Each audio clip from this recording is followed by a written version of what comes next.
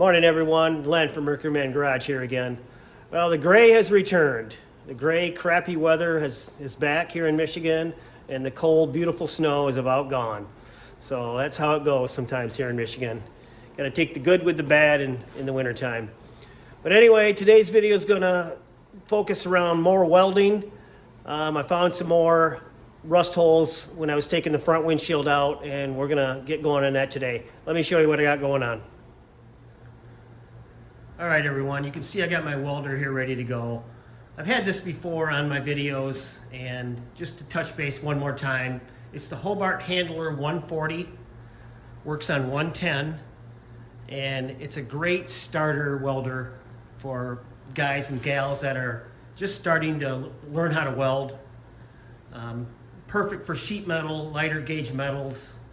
It works really well, and I can't get over how much I really like this thing. But today we're going to be doing the roof again. As I said, when I was taking out my windshield, I came across some thinner metal right here. It's got some rust holes. Doesn't appear to be too difficult. It's kind of in the same area as this spot I did earlier on one of my previous videos. Like I said then, I am not a pro at this. I'm still learning, but it turned out good. I'm pleased with it. Still learning, and like I said then, that's what filler's for. I always say, do your best and fill the rest, but that's kind of my motto. But this is what we're going to be doing today. This little patch right here. I'm going to grind this down to bare metal and see what we got. All right, well, I got the paint ground off down to bare metal, and it's a little worse than I thought, but not too bad. You can kind of see over in here, as I'm pushing down with my poking device, thin metal finder device, I guess you'd say. I went through right here, and so I have to cut beyond that somewhat. But over here, you can see pretty solid. I got a little spot right there. Pushing on that, seems to be pretty solid. It's pretty solid up into there. Looks like I went in right there. Kind of see. It's right in that corner. That's kind of unfortunate. But I might be able just to tack spot weld that in maybe somehow. But down in here it's pretty solid, so I might cut right through here up into there around like so, just past that last hole, maybe half an inch, and then I'm going to cut all along this bend right here, and that's the plan. So I'll check back in a minute. All right, everyone, I kind of got a line kind of scribed in the metal here. And originally I was going to go all the way up to this bend right here. I don't know if you can see that, but there's a bend right through here. I don't want to go that far with my cut, because if I weld that, it's going to be hard to get a sanding disc in there to get that metal formed back to, you know, that original look there. So I'm gonna do my cut right here, because I think I can get a sanding disc on that flat part a little better than up into here. So we're gonna cut along there all the way down over that little hole right there, down to this hole, over to this bend, and then all the way back up to where you can see this other line kind of scribed in there, if you can see that. But basically where that my pointer is where I'll be cutting, like so. That's my plan. We'll see if it works. All right, check back later.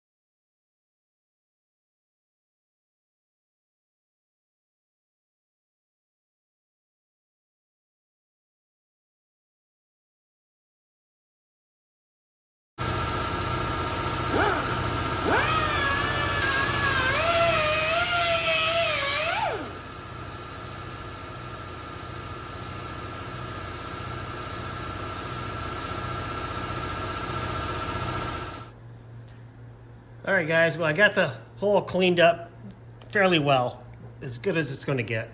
But now we're going to measure for the sheet metal we're going to need.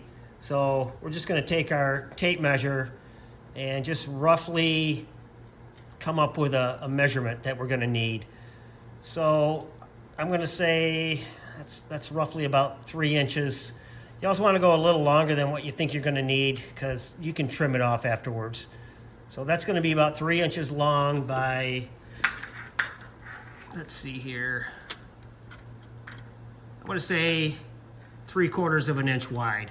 And obviously you're going to want to measure at your widest part, which is right at 3/4. So, and like I said, you can trim it afterwards. Just go a little bigger than you think you're going to need, and then you just tweak it from there. But let's find some sheet metal and we'll get that cut up.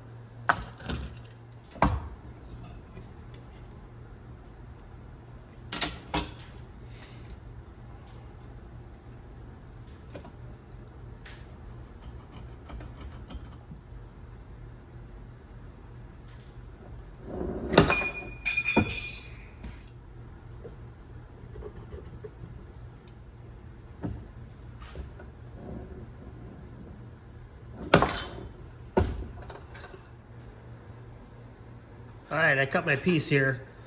Like I said, I cut it a tad longer and wider than what I'm gonna need, but I'll just sand off the edges to get it to fit into this hole.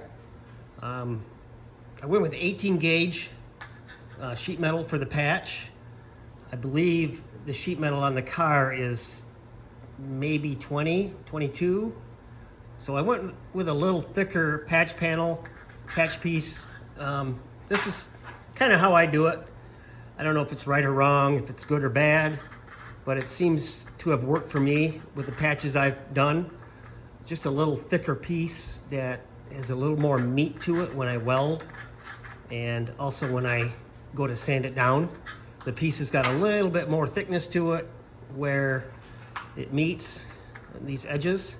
So when I sand the weld, I lessen the chance of going through. Basically, that's my logic. Like I said, I don't know if it's right or wrong, but it makes sense to me.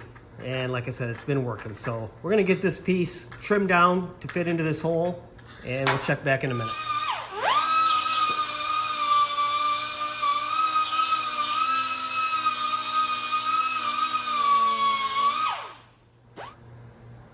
All right, everyone. I got my rough draft in place. I guess that's one way of putting it. Another way I do things, and like I said, I don't know if this is right or wrong, but it seems to be working for me, is I don't cut the piece exactly to fit before I start welding it in place. Now, like I said, I don't know if that's right or wrong, the best way or the worst way, but it seems to be working good for me, and I just kind of tweak it as I go. I'll get the piece formed in place as good as possible, the way I feel is the best for me and my welding process. So what I have here is the piece is obviously longer or bigger than the hole. As you can see, I got it set in place with my magnet, but the way I see it is I can tack weld it in certain spots, and then I can tweak it as I go. I can sand, I can cut, I can pound with my little hammer here. And like I said, that seems to be working good for me and the way I've learned or taught myself to weld. So that's what I'm gonna do with here as well. As you can see, it's kind of hard to see in the shot, but there's a spot right here where I want to start my weld. It's right here. That's the highest point from the old metal and the new metal. And then I can just pound it in place as I go on each end, and also on this side. I can tack weld that, sand, and if I have to weld again, I'll weld again. But this is all going to be covered with trim. It's not a highly visible spot, but this is the way I do it. And If it works for you guys, great. If it doesn't, I know there's a lot of other videos out there that much better welders than me can tell you probably the best way of doing it, but this seems to work for me, and I'm going to continue to do it this way. All right, I got my tack weld in place, and as you can see, it kind of raised up the metal a little bit, which is fine. I can just hammer that back down. Let me show you here what I mean. Basically, you can just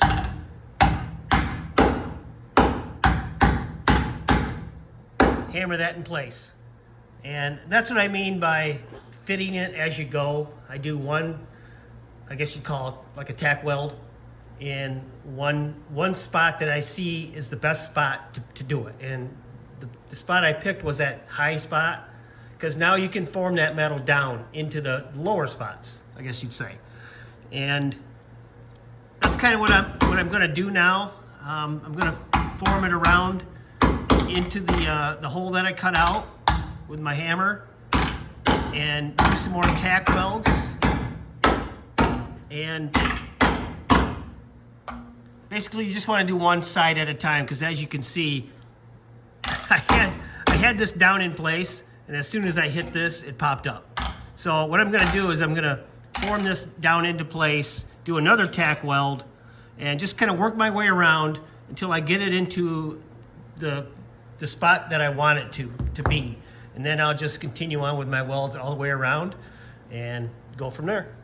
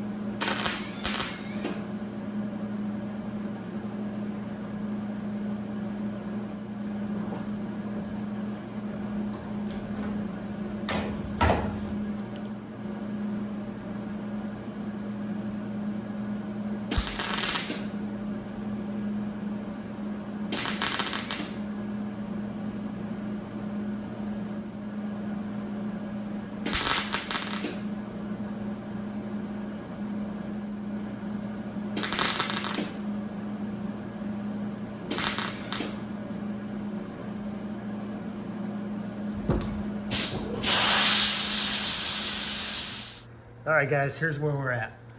I got it on there in pretty good shape. I had to deal with some thin metal in some spots, especially right in here. I knew that was going to happen. So it's kind of ugly right in there. And it turned out pretty good, though. I got it formed in place. Hopefully you can see my point and my method to my madness. I don't know if this is a conventional way of doing it or not, but I think you can see why I did it the way I did. I didn't fit the piece perfectly right from the get-go because I wanted to form it in place, and I needed a little extra metal to weld. I think I needed that, especially on this corner right here, that excess metal that I have to weld to this part. I think worked out pretty good, and I can just grind that off. Once I finish the weld all the way around, now I got a lot of extra metal here that I can use as insurance, I guess you'd say, to not burn through when I grind it down. Now I'm gonna have a lot of trouble in here, I can tell you right now, grinding that all down and not going through. It's just a weird angle in there to get a sanding disc and maybe a file. I do have a grinding wheel, a small wheel that a stone, that I may be able to get in there and do a little better job. But everywhere else I should be able to sand down with my die grinder sander. But as you can see, I think I can get in there with that, but it's just a weird angle, and there's some divots in there that just make it hard to grind down that weld and not touch any other spots around here and go through. So we're gonna do our best. I'm gonna finish up these welds all the way around, and then we'll check back in a minute.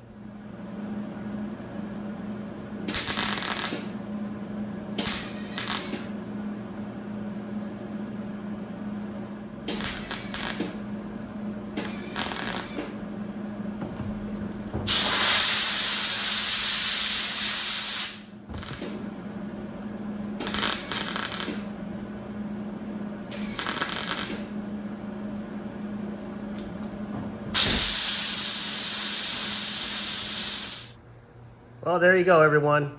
Got it welded up, and like I said, I'm not a professional. I know it looks kind of ugly, but there's a lot of splatter, a lot of thin metal, and now we'll grind it down and see where we're at.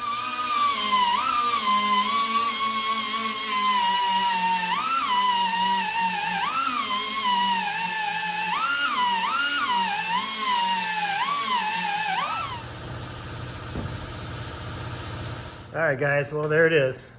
Got it all cleaned up, the well's ground down, and I was getting kind of carried away with how it looked, and then I realized it didn't have to look good, because these two trim pieces are gonna cover this up. This one here is gonna go on here, like so, and this corner piece is gonna go on here like that, and all that's gonna be covered up anyway, so that's as far as I'm gonna go on it. I got a few little spots I need to touch up yet. I'm seeing light come through right here in the corner, and then right here, and probably some other spots, maybe over here. Just gonna touch up, ground down, and that's gonna be it. I'm gonna call it good. All right, guys, I'm gonna wrap this one up here. Hopefully you enjoyed this. Just a video on how I do my welding and my techniques, and hopefully you learned something. But if you like it, please give me a thumbs up, subscribe, and please leave a comment, and we'll talk to you guys later.